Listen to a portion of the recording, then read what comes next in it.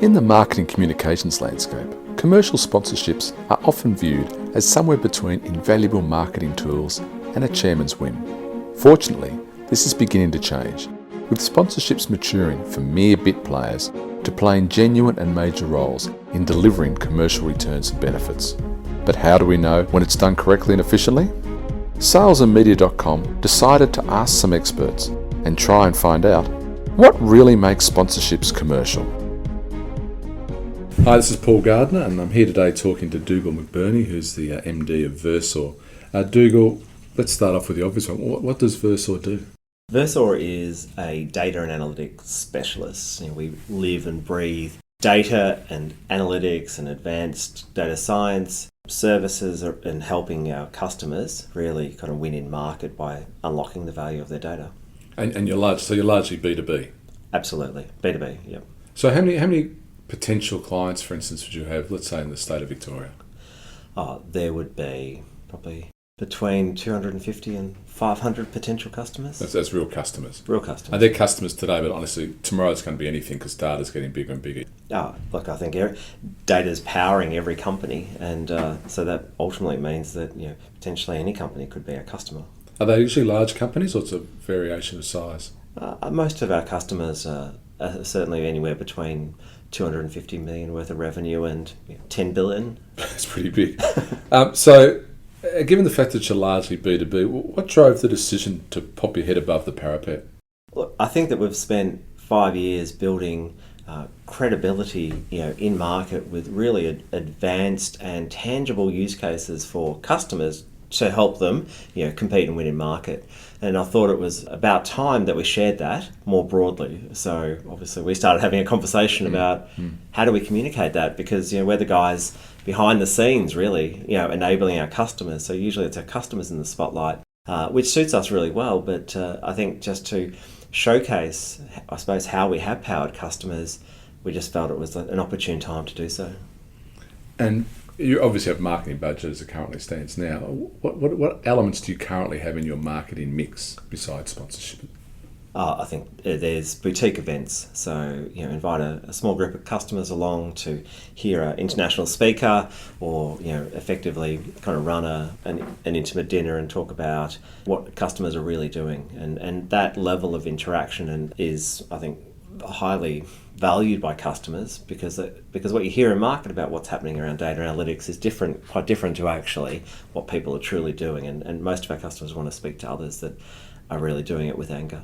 So it's genuine one-to-one communication and a lot of word of mouth. Absolutely. So I know, for instance, one of your customers was a client at a previous business as well. Yeah, I mean, look, and that's over a passage of time. That's what does happen. Where customers have had a fantastic experience with them, we've made them look, help them achieve their goals, and then they've got a more senior role somewhere else, and they really just reached out to us day one and said, "Hey, look, we need help again."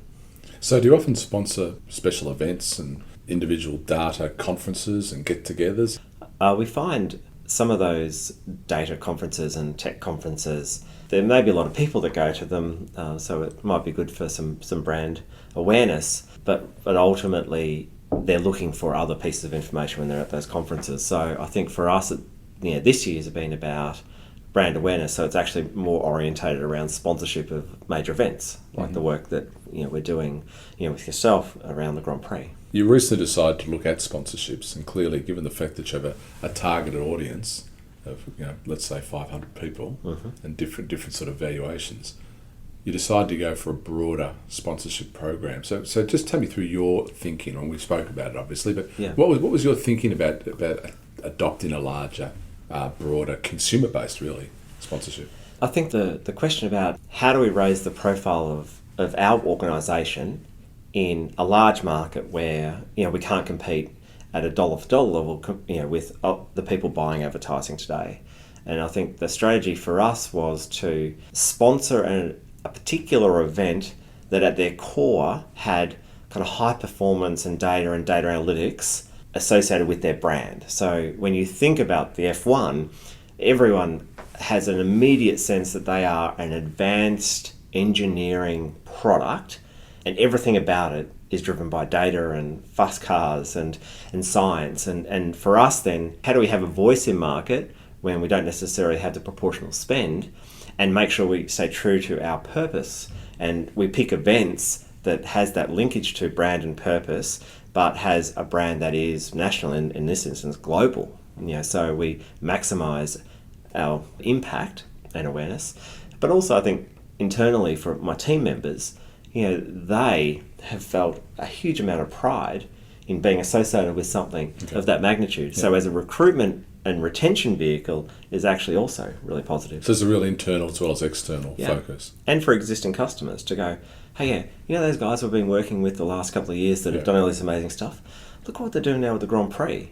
Yeah. So it's association with a large event. Absolutely. And so you're measuring, apart from making the staff feel good and making your clients feel good, how will you measure its success at the end of the day? I think that I suppose it's challenging. I mean, with how much direct kind of work we receive as a function of this event.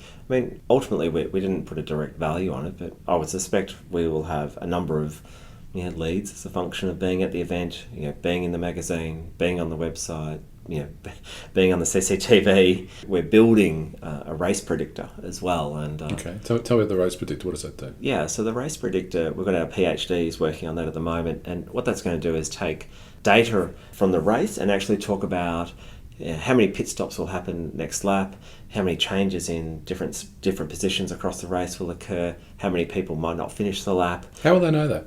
So what they do, and this is core of our business, is we can pull all the historical data of all the races. The historical data of just the Australian Yeah. Grand Prix or all Grand Prix? We've got all of them, but this particular one, because we built the model around using the Australian data, so we pulled off about 10 years worth of data, a really fine-grained detail. And what the PhDs do is really build custom predictive algorithms over that data to then train it on the 10 years and rerun it to improve the accuracy of those models. So for instance, if I see that Lewis Hamilton traditionally drives at this speed during this heat and has a pit stop at this time, that's the sort of stuff, or do there are other things? I mean, what if it's too hot or too cold? Or weather's also a function of the algorithm. Okay. Yeah. So on a wet track, there's obviously a different series, a different number of pits, per driver. The timing of the pits is different depending on where they're at, in terms of their position on the grid. So all of those features, as they call them, are built into this data science model. So we'll be showcasing that. It's really the first model that in this particular instance. So we'll, as I say, take it for a test drive and see the levels of accuracy around it. And then we could potentially apply it to other races around the world. Whether motorcycle, whether it's US stock cars. I mean, the V8s, it's applicable to a lot of them as long as we've got the data. So motorsport is obviously a really interesting one where the high performance meets data, and allows the prediction. And I guess which is what your business. What other sponsorships do you think fill that? Is it mainly sporting sponsorships?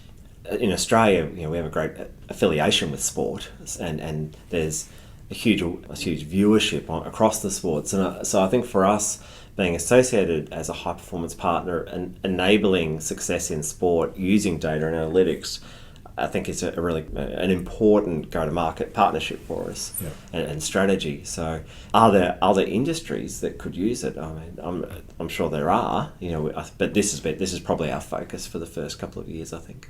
As part of the sponsorship, it was an interesting one with the Grand Prix because you didn't really want what people traditionally sell as part of the sponsorships. You didn't really want the signage around the track. You didn't really want lots and lots of tickets to the final day. Yeah. You're more interested in getting involved with the engineers and in owning what now is going to be called the Versal Technology Innovation Hub. That's right. I mean, that was an important piece of the puzzle for you as well, right? Absolutely. I mean, we've got anything we do in market has to align with our purpose. Our purpose is to unlock the value of data for customers. And in doing that, we are akin to the engineers. We're not the guys sitting in the driver's seat. That's our customers. We're getting them to the podium. And so above the line brand promotion on tracks and the like, that's not who we are. But ensuring everyone understands that we enable success is an important message that we're communicating. And I think having the Tech and Innovation Hub is a great vehicle for us to kind of tell that story. Dougal, you've committed to 1 year of the Grand Prix. Yeah. You'd obviously like to think it's not just a one-off, it's a long-term venture, and ultimately be the one and only partner, hopefully F1 around the world if we could do it. I mean, it is a potential jumping platform for you to go around the world, isn't it, for Formula One? Yeah, I think absolutely. I mean, we are a sponsor of the Tech and Innovation. Hopefully that evolves with the Australian Grand Prix Corp, and we have a more formal kind of partnership around data analytics. I think what we do here in Melbourne and what we do this year with the models that we're working on, maybe it will garner some interest from the powers that be in F1 globally, right?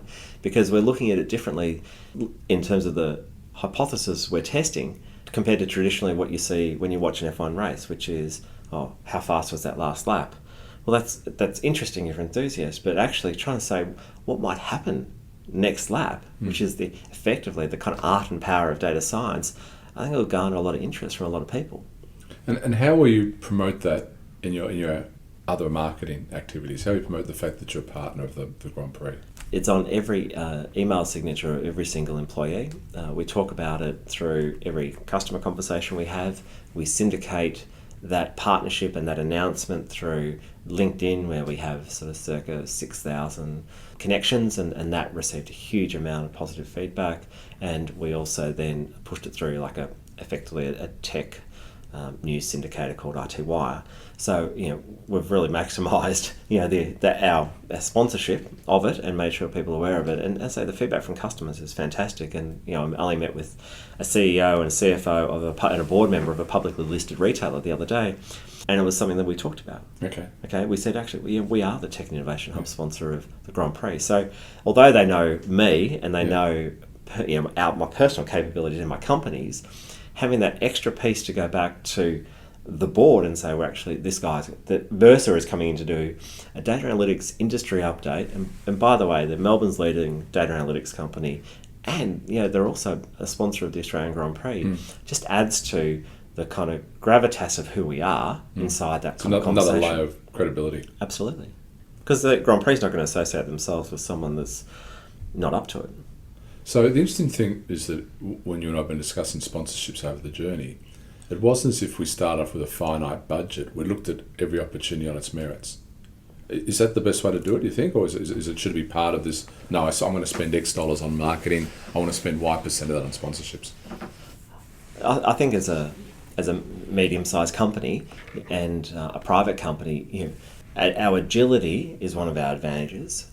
So in a much larger competitor, they have those kind of conversations. Okay, this year we're going to spend 1% on all these broad sponsorships. Sure. So they kind of spray it, and they have to take, I sort of call it packages of sponsorship as is, where I think our approach and the way we've framed it is, we're open to a conversation with a range of different potential sponsors, but we're lasering in on having a custom sponsorship that maximises effectively our commercial value out of that investment, our exposure out of investment, and has a tangible kind of value to hopefully the sponsor as well. And I think that agility without setting rules around it, is a real advantage for us, which means that we can do deals that with people that others haven't even thought of. On the actual race days themselves, the 4 days, the Thursday, Friday, Saturday, Sunday, how will Versal, apart from the race predictor and the innovation and technology hub, how will Versal use that for its potential clients? We take them to the race, we have breakfast, or what are you planning? So what we have planned is we've got a table of senior executives coming on the Friday, and what we've organised with the Australian Grand Prix Corp is to have one of the lead engineers from one of the leading teams come up and talk to them about how data powers what they do for the drivers and how it powers every single kind of decision that they make from when they back in pre-season to testing through all the way through to race day. Because that's exactly who we are. The people around the table are the drivers and we're the engineers. And again, it kind of aligns back to our purpose and mission of unlocking the value of data and being that data engineering kind of powerhouse.